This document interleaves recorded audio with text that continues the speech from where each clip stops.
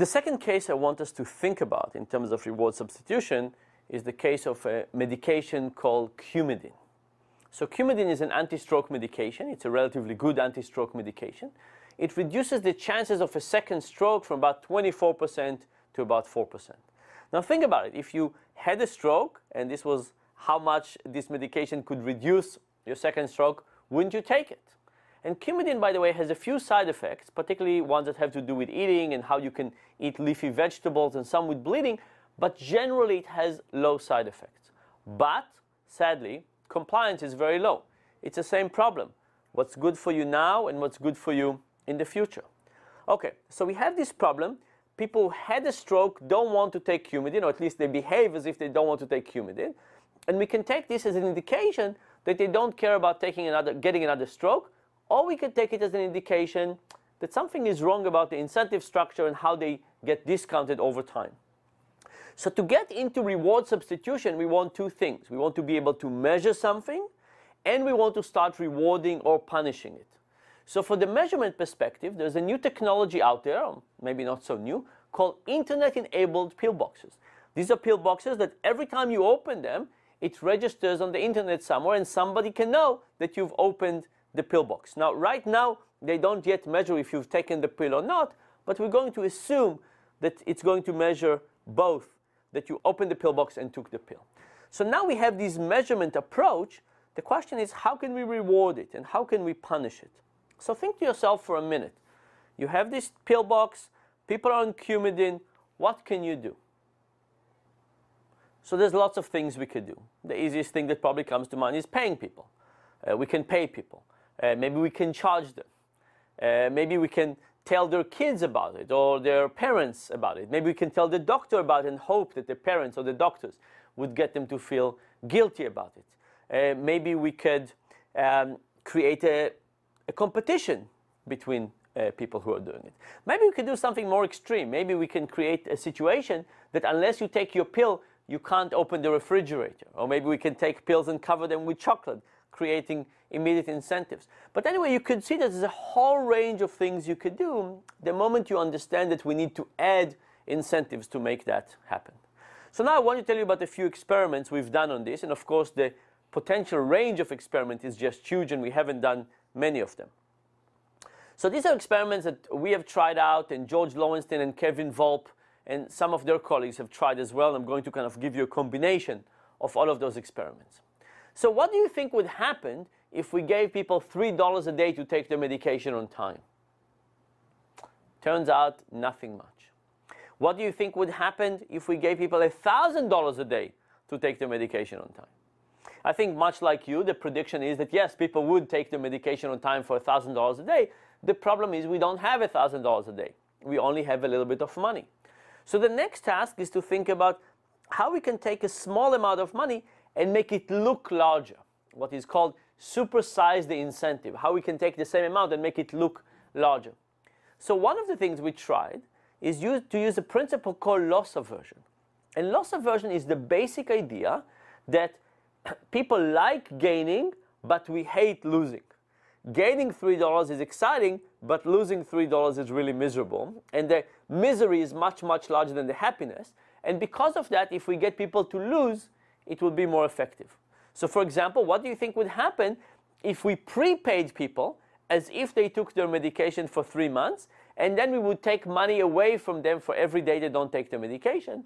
Turns out that's more effective. You could come up with another idea. You could say, what if instead of giving people $3 a day, we would give them $100 if they took the medication for a while? Then the amount is larger, but remember also that the discount is higher. And future events need to be much, much larger to influence us today. So you want to bring something to today, right? Immediate reward. By the way, here is something I haven't tested, but I would love to try it out. You go to people who are taking Coumadin, and every morning you wake them up by showing them a picture of a particular kid in Africa who might get fed today if they take the medication on time. It's $3.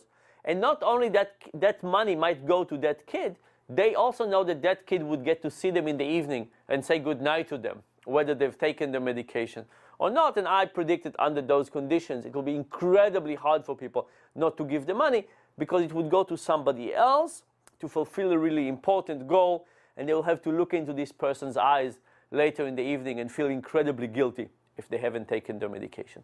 There's lots of ethical problems, if you can see, with all of this, but we'll continue. Now, here is some stuff that Kevin and George have done, which I think is incredibly inspiring. The first thing they did was they said, you know what? Money is great, but people love lotteries. In fact, economists often call lotteries a taxation on stupidity, because the expected value is usually quite very, very low. But nevertheless, people love lotteries. That's why we have Vegas. That's what we have random reinforcements. So what do you think would happen if instead of giving people $3 in cash for sure, you gave them 10% chance of making $30?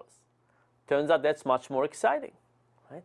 In fact, the ideal way to create a lottery is to create a lottery with two things. You have one big reward that you can dream about but get very, very infrequently, but that fulfills the aspiration level. And then you have smaller rewards that have a higher probability of actually being given out. So from time to time, if you're in the system, you can get some reward, and it reminds you that you have a chance of getting the big one. If you only have the big one, then most days you don't get anything. It's not that exciting. So you want a combination of a really big reward and some small rewards that keep people in the game and feel excited. So lotteries are good, but they didn't stop there. They added another component called regret. And regret is a really interesting idea, and it's worthwhile stopping and thinking about it for a while. So what is regret? Regret is about the fact that our happiness with where we are in life is not about where we are. It's a comparison between where we are and where we think we could have been. And if this other place that we think we could have been is better than where we are, we feel terrible. And if this other place that we think we could have been is worse than where we are, we feel good about it. So here's an example. When do you think you would be more unhappy? If you missed your flight by 2 minutes or by 2 hours? Of course, by 2 minutes. But why? You're stuck at O'Hare with the same bad airport food, with the same unpleasant airport. Why are you more unhappy if you missed your flight by 2 minutes? Because you can imagine the many ways you would have made it. You could say to yourself, if the TSA agent had one more IQ point, everything would have gone well. This is the security people. You could say to yourself, if the person in front of me understood what taking your shoes off mean, everything would have been fine. There are many, many ways in which you can imagine how you would have been in this other reality. And then the contrast between these two realities is incredibly salient.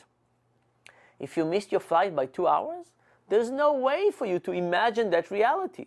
So it's not creating the same contrast. By the way, as a personal observation, I should tell you that I think that one of the reasons that I think I'm generally happy in life is that because after sustaining a very serious injury, I have lots of reminders about that injury, and the contrast between where I am now and where I was for many years in hospital is incredibly clear to me. I think that if I had an injury that I had the same misery for a long time, but then it went away, I don't think I would have had the same benefit. So while these scars and some of the pain that they give me every day is have some unpleasantness, I think it is useful as a reminder of how things could have been. It makes it harder for me to forget this contrast between where I am now and where I was, and therefore I think I'm happier because of that. This is not a good experiment, of course, but just my intuition. In a very different domain, in some of the Olympics, they took pictures of people who won medals. And they asked the question of what determines the size of the smile. And you would think that the people with gold would smile the most, silver less, and bronze less. But when you actually look at it, it's gold, bronze, silver. The people with silver are the ones who are smiling the least. How could that be? Well, put yourself in the mindset of somebody who just won the silver medal. What are they thinking? What is going through their mind? They probably say to themselves, I was this close. In fact, there's probably not something that is this close like in the Olympics, right? It could be milliseconds. And what is the person with bronze thinking? They say, well, at least I'm here on this stage. Look at all the other people who didn't get here at all. So now you can see how in this case, but also probably in many areas of your own life, happiness is not determined by where we are, but what reality we're comparing ourselves to.